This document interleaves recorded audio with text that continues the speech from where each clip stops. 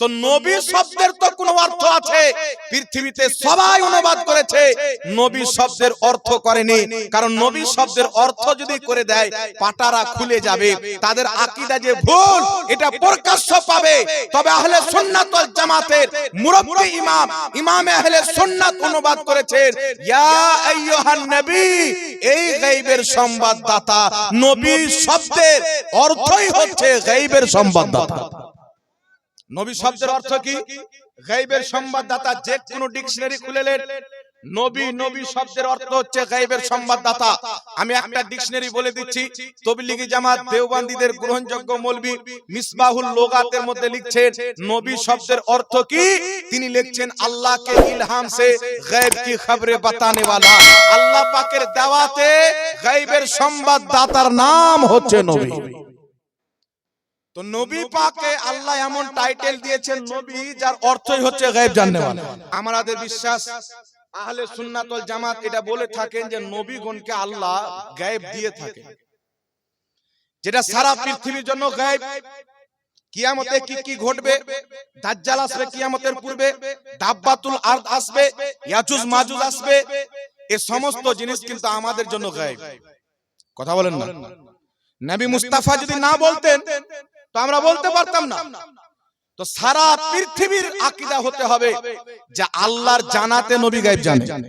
এই আকীদাটা ভালো করে বুঝবেন, একটু ধ্যান দিয়ে শুনেন। আমি আপনাকে বলছি নবী কেমন গায়ব জানে। ভাই আওয়াজটা খারাপ কেন করলেন? যেমন ছিল তেমন করেন। এটা মনে হয় বন্ধ হয়েছে মনে হয়। একটু লক্ষ্য করে শুনেন বাবা। আহলে হাদিস হোক, দেওবন্দি হোক, তাবলীগী জামাতের লোক হোক, তাদের আকীদা হলো নবী গায়ব জানে না। ইসমাইল দেহলভী তাকওয়াতুল ঈমানে লিখছেন যদি কোনো ব্যক্তি আকীদা রাখে নবী গায়ব জানে তো সেই ব্যক্তি হবে মুশরিক। এবার আমি আপনাদের সামনে বলছি গায়ব হলো দুই প্রকার। কত প্রকার? গায়ব হলো দুই প্রকার। একটা গায়ব হলো জাতি, একটা গায়ব হচ্ছে আতাই। এটা আমার পক্ষ থেকে বলছি না, কোরআন পাকের প্রসিদ্ধ তাফসীরের কিতাব তাফসিরে নিশাপুরী খুলেন, ইমাম নিশাপুরী রাহিমাহুল্লাহ সুন্দর করে ব্যাখ্যা করে দিয়েছেন। আর এটাই হচ্ছে আহলে সুন্নাত ওয়াল জামাত। 73 দলের মধ্যে একটি জামাত যে জান্নাতি, ওই জান্নাতি জামাতের সকল মুহাদ্দিসিনে কিরাম যে আকীদা বয়ান করেছেন যে গায়ব হলো দুই প্রকার, একটা হচ্ছে জাতি, একটা হচ্ছে আতাই। অর্থাৎ একটা গায়ব যেটা নিজে নিজে জানা, ওই গায়ব আল্লাহ ছাড়া পৃথিবীতে কেউ জানে না।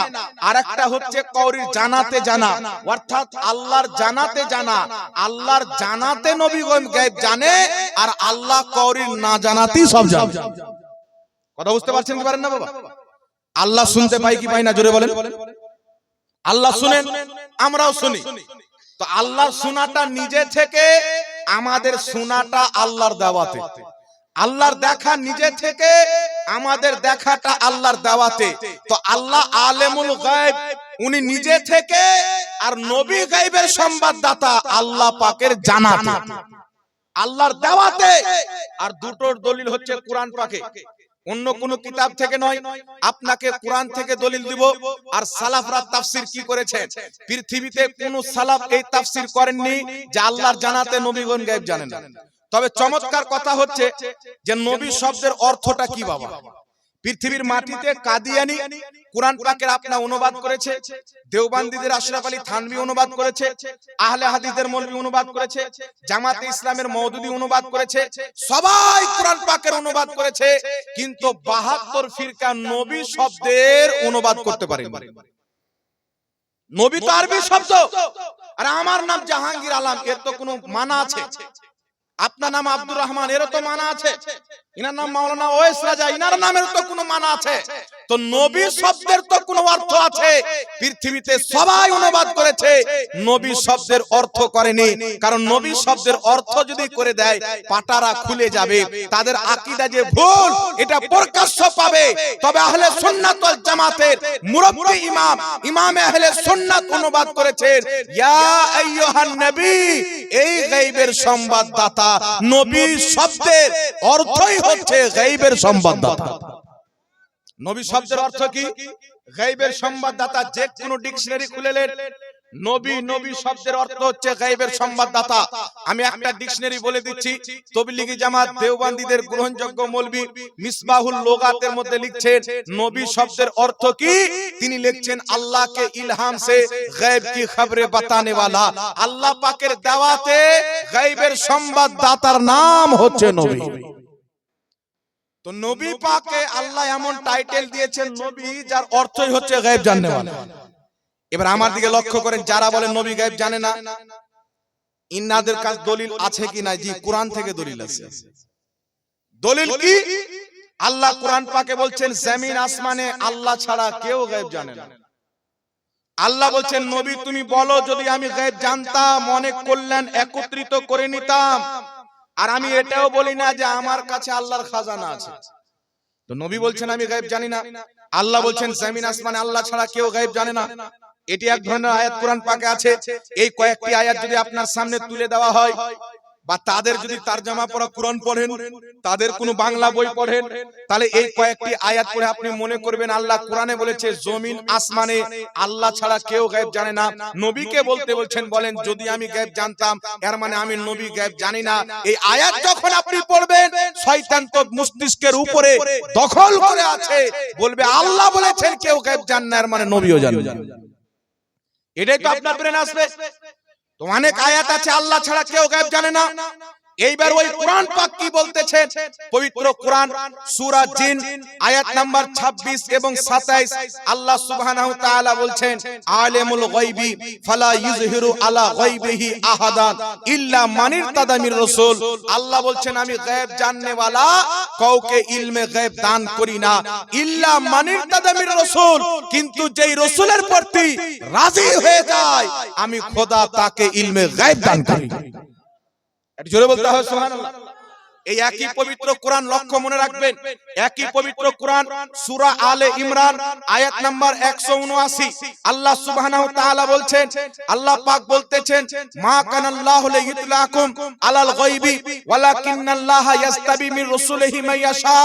আল্লাহ বলছেন এই সর্বসাধারণ, তোমরা কি এটা মনে করো আল্লাহ যাকে তাকে গায়েব দিয়ে দিবে? না, আল্লাহ পাক নিজের নবীগণের মধ্যে বেছে নেয়, যেই নবীকে ইচ্ছা করে তাকে ইলমে গায়েব দিয়ে দেয়। আর একটু জোরে হবে না সুবহানাল্লাহ।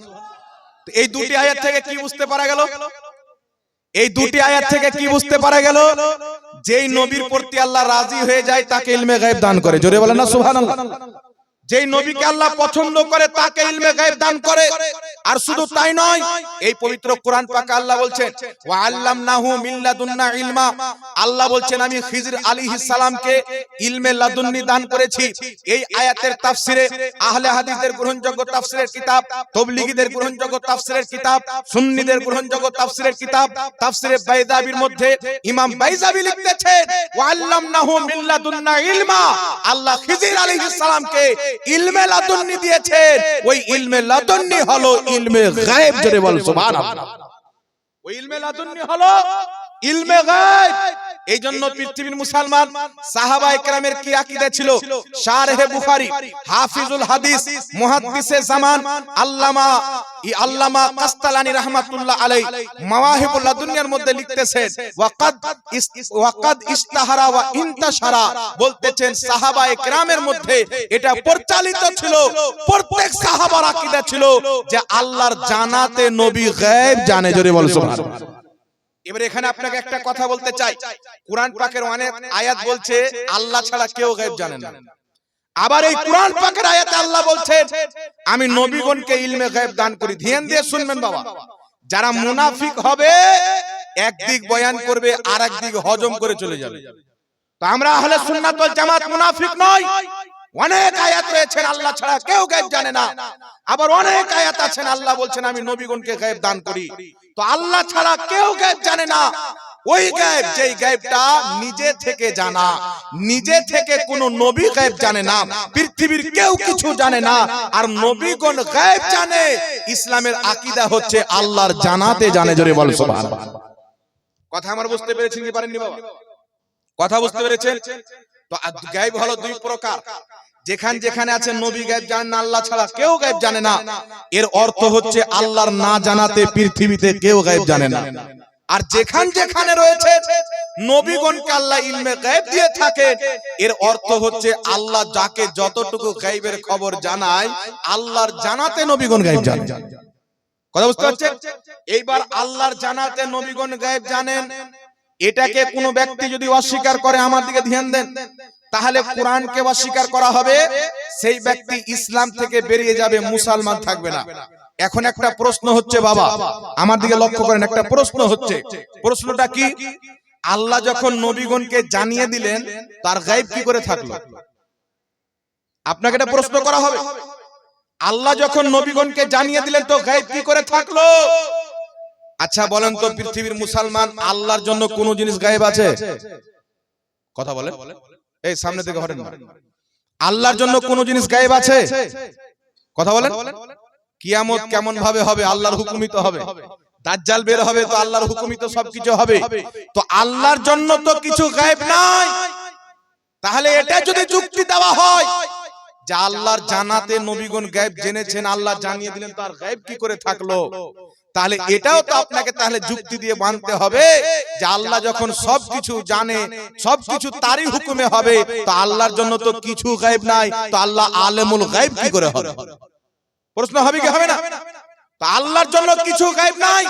কিয়ামত কবে হবে? আল্লাহর দৃষ্টির সামনে দাজ্জাল আসবে, ইয়াজুজ মাজুজ আসবে, যা কিছু ঘটবে সব আল্লাহর দৃষ্টির সামনে, আল্লাহর নজরের সামনে। এই জন্য পৃথিবীর মুসলমান আল্লাহর জন্য কিছু গায়েব নাই, তবে আমাদের জন্য কিয়ামতও গায়েব, জান্নাতও গায়েব, জাহান্নামও গায়েব, ফেরেশতারাও গায়েব, আর এই সমস্ত জিনিস আল্লাহর জন্য গায়েব নাই। তাই আমাদেরকে আকীদা রাখতে হবে আমাদের জন্য আল্লাহ আলেমুল গায়েব। আল্লাহর জন্য কিছু গায়েব নাই, আমাদের জন্য আল্লাহ আলিমুল গায়েব। যেগুলো আমাদের জন্য গায়েব ওইগুলো আল্লাহ জানেন। তো নবীকে বলার পরেও জান্নাত আল্লাহ নবীকে দেখিয়েছেন, কিন্তু জান্নাত আমাদের জন্য গায়েব। জাহান্নাম নবীকে আল্লাহ দেখিয়েছেন, জাহান্নাম আমাদের জন্য গায়েব। আর সবচাইতে বড় গায়েব হচ্ছে আল্লাহ। তো আল্লাহ পাক নবীকে দেখা দিয়েছেন, আল্লাহও আমাদের জন্য গায়েব। আল্লাহ গায়েবুন মিনাল আবসার, প্রত্যেক দৃষ্টি থেকে আল্লাহ গায়েব। ফেরেশতা আমাদের চোখ থেকে গায়েব, কিন্তু ফেরেশতাকে নবী দেখেছেন। এই জন্য আমাদের জন্য এই আকীদা রাখা হচ্ছে ফরজে আইন, জরুরি, যে আল্লাহর জানাতে নবী গায়েব জানে। জোরে বলেন সুবহানাল্লাহ। আর একটু জোরে হবে না সুবহানাল্লাহ? এই জন্য যেইগুলো মৌলবি বলে নবী গায়েব জানে না, ওই আয়াত দিয়ে বলে আল্লাহর না জানাতে জানে না। আর আমাদের আকীদা নবী গায়েব জানে, এটা হচ্ছে আল্লাহর জানাতে, এটা কোরআন দ্বারা প্রমাণিত। একটু জোরে বলতে হবে সুবহানাল্লাহ। দ্বিতীয় নাম্বার, নবী বলছেন আমি এটাও বললাম আমার কাছে আল্লাহর খাজানা আছে, এটা কোরআন পাকে আছে। তারপর নবী কি বলছেন? ইল্লা মাশাআল্লাহ। আমি এটা বলি না যে আমার কাছে আল্লাহর খাজানা রয়েছে, ইল্লা মাশাআল্লাহ, কিন্তু আল্লাহ যা চায়। অর্থাৎ আমি এটা বললে আমার কাছে খাজানা আছে, তবে আল্লাহ যতটুকু খাজানা দিয়েছেন আল্লাহর চাওয়াতে অতটুকু আছে। এইজন্য বুখারী শরীফের হাদিস, রাসূল পাক বলছেন ইন্নী মাফাতিহা খাজাইনিল আরদ, জমিনের সমস্ত খাজানার চাবি আল্লাহ আমি নবী মুস্তাফার হাতে দিয়ে দিয়েছেন। জোরে বলতে হবে সুবহানাল্লাহ। জমিনের খাজানার চাবি, আসমানের খাজানার চাবি আল্লাহ পাক আমার নবী মুস্তাফাকে দিয়েছেন। এই জন্য আহলে হাদিসদের ফতোয়ার কিতাব ফাতাওয়া উলামায়ে আহলে হাদিসের মধ্যে লেখা আছে আল্লাহ পাক নবীগণকে অনেক গায়বের ইলম দান করেছেন। আহলে হাদিসদের বড় ইমাম সিদ্দিক হাসান ভোপালী নিজের কিতাবে লিখেছেন আল্লাহ নবীকে ইলমে গায়েব দান করেছেন। আহলে হাদিসদের ইমাম দাউদ গজনবী কিতাবের মধ্যে লিখেছে আল্লাহ নবীকে ইলমে গায়েব দান করেছেন। জোরে বলেন সুবহানাল্লাহ। তাদের বড় বড় মাথারা মেনেছে। এই জন্য খোদার জানাতে নবী গায়েব জানে, এটা যে অস্বীকার করবে সে মুসলমান থাকবে না, কাফির হবে। জাহাঙ্গীর মৌলবীর ফতোয়া নাই, কোরআন পাকের ফতোয়া শুনেন। তাফসিরে নিশাপুরী খুলেন, হাদিস সনদ সহ রয়েছে। আব্দুল্লাহ ইবনে আব্বাস থেকে একজন সাহাবীর উটনি হারিয়ে গেল। রাসূলে কায়নাত বললেন উমুকের উটনি উমুক জায়গাতে রয়েছে। তো একজন মুনাফিক বাইরে গিয়ে বলছে যে মুহাম্মদ উটনির খবর দেয়। মুহাম্মদ তো গায়েব জানেন না, কি করে খবর দিতে পারে? যেমন বলল মুস্তাফা গায়েব জানে না, আল্লাহ সঙ্গে সঙ্গে আয়াত নাজিল করলেন খোদা কোরআন পাকে বলছেন ওয়ালা ইন সাআলতাহুম লা ইয়াকুলুন্না ইন্নামা কুননা নাখুদু ওয়া নালআবু কুল আবিল্লাহি ওয়া আয়াতিহি ওয়া রাসূলিহি কুনতুম তাস্তাহজিউন লা তা'তাযিরু কাদ কাফারতুম বাদা ঈমানিকুম। খোদা পাক বলছেন হাবিব তোমার ইলমে গায়বের প্রতি আঙ্গুল তুলে তাকে যদি জিজ্ঞাসা করো তুমি কি এই কথা বলেছো, অর্থাৎ যে নবী গায়ব জানে না, তো সেই ব্যক্তি বলবে আমি মাজাক করছিলাম। আল্লাহ বলছেন তুমি কি কোরআন পাকের আয়াতকে নিয়ে মাজাক করো, আল্লাহ রাসূলকে নিয়ে ঠাট্টা করো? লা তাতাজিরু বাহানা করিও না, কাদ কাফারতুম বাদা ঈমানিকুম তুমি ঈমান আনার পর মুসলমান হওয়ার পর আমার নবীর ইলমে গায়বকে অস্বীকার করার কারণে কাদ কাফারতুম তুমি কাফির হয়ে গেছো। তো সর্বপ্রথম নবীর গায়বকে অস্বীকার করেছিল মুনাফিক, আর কাফিরের ফতোয়া দিয়েছেন আল্লাহ কোরআন পাকে। আয়াতটা আমি পড়লাম, রেকর্ডিং হচ্ছে, শুনেন। আয়াত বের করেন, এই আয়াতের তাফসীর পড়েন, শানে নুজুল পড়েন, স্পষ্ট প্রমাণ হবে নবীর গায়ব অস্বীকার করেছিল মুনাফিক, আর তার প্রতি আল্লাহ কাফিরের ফতোয়া দিয়েছেন, কারণ আল্লাহ অসংখ্য গায়বের খাজানা নবী মুস্তাফাকে দান করেছেন। জোরে বলতে হবে সুবহানাল্লাহ। তাই আল্লাহর জানাতে নবী গায়ব জানে। তাবলীগী জামাতের হোক আর যেই জামাতের হোক, যদি এটা অস্বীকার করে যে না আল্লাহ নবীকে গায়বের জ্ঞান দান করেনি, গায়বের ইলম দান করেনি, সেই ব্যক্তি মুসলমান নয়। খোদা পাকের ফতোয়া মোতাবেক সেই ব্যক্তি কাফির হবে। আর যেই ব্যক্তি বিশ্বাস করবে খোদার জানাতে নবী গায়ব জানে, সেই ব্যক্তি ঈমানদার হবে। বলুন সুবহানাল্লাহ। এখন বর্তমানে সমাজের লোক বেরিয়েছে, একদিককার আয়াত নিয়ে পাবলিক চায়ের দোকানে বলছে নবী গায়ব জানতো না, তো তোমার বাপ গায়ব জানবে? নবী যদি গায়ব না জানে তো নবী কি করে হলো? আমার নবী মুস্তাফা, বুখারী মুসলিমের হাদিস, রাস্তা দিয়ে যাচ্ছেন, দাঁড়িয়ে গেলেন, এই দুটি কবর আযাব হচ্ছে। তো কবরের মধ্যে আযাব হচ্ছে, এটা গায়বের খবর কি গায়বের খবর নয়? তো মুনাফিক যেগুলো ওয়াহাবি জিজ্ঞাসা করেন, বলে জিবরিল এসে বলেছিলেন। পৃথিবীর কোনো কিতাবে নাই যে জিবরিল বলেছিলেন। ডাইরেক্ট আল্লাহ পাক নবী পাকের সিনাতে এই গায়বের ওহী দান করে তাকে এই গায়বটা দান করেছেন। জিবরিল আমিন আসেনি, ডাইরেক্ট আল্লাহ পাক এই গায়বটা ইলহাম করেছিলেন। তাই না ছুঁয়াতে জানতে পারা যাবে, না দেখতে পাওয়া যাবে, না স্পর্শ করা যাবে, কোন অ্যাঙ্গেল দিয়ে, কোন ইন্দ্রিয় দিয়ে যেটাকে জানা যায় না, ওটাকে তো ইলমে গায়ব বলা হয়। তো আল্লাহর ইলহামে ডাইরেক্ট নবী জেনে গেলেন। সাহাবায়ে কেরাম জিজ্ঞাসা করছেন, ইয়া রাসূলুল্লাহ, ইয়া হাবিবাল্লাহ, কি জন্য আযাব হচ্ছে? তো আমার নবী সেটাও বলছেন। কি জন্য আযাব হচ্ছে নবী সেটাও বলছেন। একজন ব্যক্তি পেশাবের ছিটা থেকে বাঁচছিল না, তার জন্য আযাব হচ্ছে। আর একজন ব্যক্তি মানুষের চুগলি করত, তার জন্য আযাব হচ্ছে। আর কি করলে আযাব কমতি হবে নবী এটাও জানতেন। নবী বলছেন খেজুরের পাতা নিয়ে এসো। নবী দুই ভাগে বিভক্ত করে রেখে দিলেন, বললেন যতদিন পর্যন্ত খেজুরের পাতা কাঁচা থাকবে ততদিন পর্যন্ত এদের আযাবে কমতি থাকবে। তো খেজুরের পাতা যতদিন কাঁচা থাকবে ততদিন কেন? এখানে একটা পয়েন্ট বুঝেন বাবা। এই যে খেজুরের পাতা কাঁচা থাকবে, বুখারী মুসলিমের হাদিস, ততদিন পর্যন্ত আযাবে কমতি থাকবে। নবী যদি দোয়া করে দিতেন তো কিয়ামত পর্যন্ত আযাবই বন্ধ হয়ে যেত। নাকি বলেন? রাসূল পাক সাল্লাল্লাহু আলাইহি সাল্লাম যদি দোয়া করে দিতেন কিয়ামত পর্যন্ত আযাব বন্ধ হয়ে যেত। কিন্তু যতদিন পর্যন্ত খেজুরের দানা কাঁচা থাকবে ততদিন পর্যন্ত তার কবর আযাবে কমতি থাকবে। আর নবী যদি দোয়া করে দিতেন, নবী পাকের দোয়া তো কবুল, কিন্তু আমাদের দোয়া কবুল নয়, তো সব সময় কবুল হবে আর কোনো গ্যারান্টি নাই। তাই রাসূল পাক খেজুরের পাতা রেখে দিলেন, খেজুরের দানা রেখে দিলেন, জানো তিনার উম্মত কিয়ামত পর্যন্ত নিজের পিতা মাতা আত্মীয় স্বজনের কবরে খেজুরের দানা দিতে পারে। আর ওই দানা যতদিন কাঁচা থাকবে যার কবরে রাখবেন তার কবরের আযাব আল্লাহ হালকা করে দিবেন। হালকা হওয়ার কারণটা কি? হাদিস যদি বুঝতে হয় তো মুহাদ্দিসিনে কিরাম থেকে বুঝতে হবে। বর্তমান জামানাতে বাংলা পড়ে আপনাদের আশপাশে জলঙ্গির দিকে একটা বিমল দাসের বেটা বেরিয়েছে দেখুন জি, এ বাপের জন্মে মাদ্রাসা যায়নি আর বড় বড় মৌলবি বলছে চ্যালেঞ্জ চ্যালেঞ্জ, একবার বস বেটা সামনে দিয়ে মুসলমান প্রমাণ করো, চ্যালেঞ্জ থাকবে। একবার ওকে সামনে বসান, ও বলছে আহলে হাদিসের কোন একটা আকীদা যদি কুরআন আর সহিহ হাদিসের বিরুদ্ধে কেউ প্রমাণ করতে পারে, আমি আহলে হাদিস ছেড়ে হানাফি হয়ে যাব। আমি একটা নয় 100টা আকীদা প্রমাণ করব, 100টা প্রমাণ করব যে কুরআন পাকের বিপক্ষে, হাদিসের বিপক্ষে, সালফে সালেহিনের বিপক্ষে খোদা মিথ্যা বলতে পারে। আহলে হাদিস ছাড়া পৃথিবীর কোন ইমামের এই আকীদা ছিল না মুসলমান। আর শুধু তাই নয়, আহলে হাদিস দলের প্রতিষ্ঠাতা মুহাম্মদ বিন আব্দুল ওয়াহাব নজদি কিতাব লিখেছেন কিতাবুত তাওহীদ। এই কিতাবের মধ্যে একটা জাল হাদিস লিখে বলছেন যে আদম আলাইহিস সালাম শিরক করেছেন। জোরে বলেন না নাউজুবিল্লাহ। জি, রেকর্ডিং হচ্ছে, আল্লাহর কসম খেয়ে মাথায় নবীর সুন্নাত পাগড়ি পরে বলছি, মিথ্যা কথা নয়। সে নিজের কিতাব কিতাবুত তাওহীদে লিখছে আদম নবী শিরক করেছে। এটা কোন হাদিসে পাইলে বাবা? তো তোমার আব্বারা যেগুলো আকীদা লিখে রেখেছেন এগুলো তো ইহুদির আকীদা নয়, খ্রিস্টানের আকীদা নয়। তোমাদের আকীদা তো ইহুদির চাইতে খারাপ, খ্রিস্টানের চাইতে খারাপ, আর হিন্দুর চাইতেও খারাপ। তারাও বলবে ভগবান সত্যবাদী। একমাত্র তোমরা লিখেছো আর তাবলীগী জামাতের ইমামরা লিখেছে যে আল্লাহ মিথ্যা বলতে পারে। আগে চলেন পৃথিবীর মুসলমান, এখানে আপনাকে একটা কথা বলতে চাই। এদিক তো হয়ে গেল ইলমে গায়ব, এটা বুঝতে পেরেছেন আপনারা, আরো দলিল দিতে হবে।